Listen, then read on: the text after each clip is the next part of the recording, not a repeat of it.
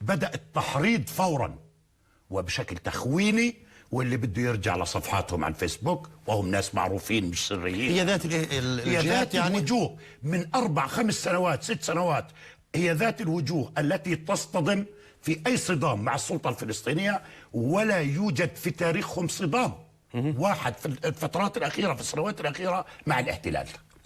لا يخرجوا إلى مظاهرة مع الاحتلال، مثلا عندما تخرج ضد الجدار، ضد في بلعين، في نعلين، في النبي صالح، في كفر قدوم، في أي مكان، في أي مكان، في قرية الشمس، في أي مكان لن تجدهم.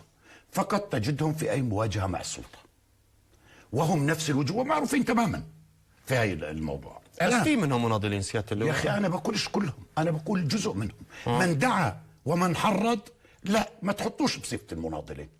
من دعا وحرض بتخوين المؤسسة الأمنية، وحرض بتخوين السلطة الوطنية الفلسطينية، ومن دعا إلى المواجهة معها، لا أستطيع أن أضعه في خانة المناضلين.